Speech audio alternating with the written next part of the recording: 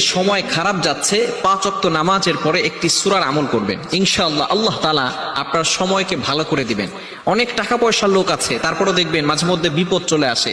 ক্ষমতাবান লোকের উপরে মাঝে মধ্যে বিপদ চলে আসে। বিপদ এটা হচ্ছে আল্লাহ তাআলার পক্ষ থেকে একটা পরীক্ষা। আপনাকে হতাশ হওয়া যাবে না। Never lose hope, never give up. মুমিন কখনো আশা হারায় না।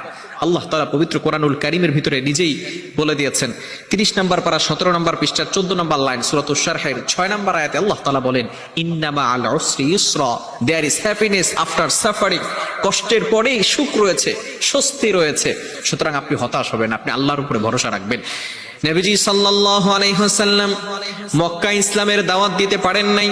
মক্কায় নবীজির উপরে কত কষ্ট করা হয়েছে, কত নির্যাতন করা হয়েছে, জুলুম করা হয়েছে। আমার নবী নামাজে যখন সেজদায় যেত, আবু জাহেল, উতবা, সাইবা আমার নবীজির মাথার উপরে উটের ভুঁড়ি, গরুর ভুঁড়ি, যেই পচা ভুঁড়িগুলো আছে আমার নবীর মাথার উপরে চাপিয়ে দিত। নবীজি উঠতে পারতেন না, ইসলামের দাওয়াত দিতে পারতেন না, প্রকাশ্যে ইসলামের দাওয়াত দেওয়ার সুযোগ ছিল না। কিন্তু আল্লাহ তাআলা মক্কার পরে কিন্তু মদিনায় যখন গেলেন, মদিনার সাহাবীরা নবীকে আহলান সাহলান মারহাবান জানালেন, সেখানে স্বাগত, ওয়েলকাম জানালেন। নবী সাল্লাল্লাহু আলাইহি ওয়াসাল্লাম সেখানে ইসলাম প্রচার করতে পারলেন, সেখানে মক্কা থেকে শান্তিতে থাকতে পারলেন। সুতরাং never lose hope, never give up. আপনি কখনো হতাশ হবেন, আপনি আল্লাহর উপরে ভরসা রাখবেন। অনেক সময় খারাপ সময় যায়, বিভিন্ন সময় মানুষের বিপদ চলে আসে, আপনি হতাশ হবেন না। কি করবেন?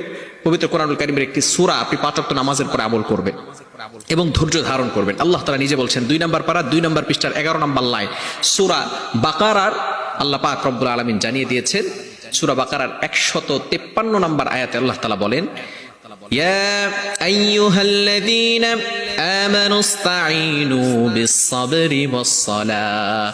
হে ঈমানদারগণ, তোমরা আমি আল্লাহর কাছে সাহায্য চাও ধৈর্য এবং সালাতের মাধ্যমে। ধৈর্য ধারণ করবেন এবং সালাতে আল্লাহর কাছে সাহায্য চাইবেন। আমরা অনেকে যখনই বিপদে পড়ি নামাজকে ছেড়ে দিই। নামাজ পড়বেন, নামাজের পরে আপনি সূরাতু আলাম নাশরাহ, পবিত্র কোরআনুল কারীমের 94 নম্বর সূরা। নবীজি সাল্লাল্লাহু আলাইহি সাল্লাম যখন কঠিন বিপদে ছিলেন, মক্কায় যখন নবীজির উপর অত্যাচার করা হতো, নবী সাল্লাল্লাহু আলাইহি সাল্লামের উপরে তখন এই সূরাটি নাজিল হয়েছিল।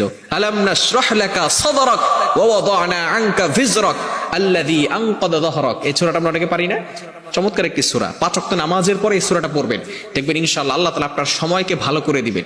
যখনই সময় খারাপ যাবে আপনি এই আমলটি করবেন, সূরা আলাম নাশরাহের বেশি বেশি তেলাওয়াত করবেন। বিশেষ করে কোরআনের ভিতরে অনেক পাওয়ার রয়েছে, আপনি বুঝতে পারবেন।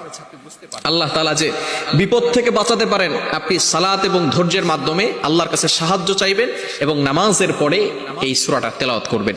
দেখবেন আল্লাহ পাক রব্বুল আলামিন আপনার জন্য সুখ শান্তির ব্যবস্থা করবেন, বিপদ আপদ থেকে হেফাজত করবেন, বালা মুসিবত থেকে হেফাজত করবেন। এজন্য সালাতের মাধ্যমে আল্লাহর কাছে সাহায্য চাইবেন এবং নামাজের পরে আপনি 5 ওয়াক্ত নামাজের পরেই আপনি সূরা আলাম নাশরাহ তেলাওয়াত করবেন। ইনশাআল্লাহ আল্লাহ তাআলা আপনার বিপদ দূর করে দিবেন। আল্লাহ তাআলা আমাদের সকলকে এই আমলটি করার তৌফিক দান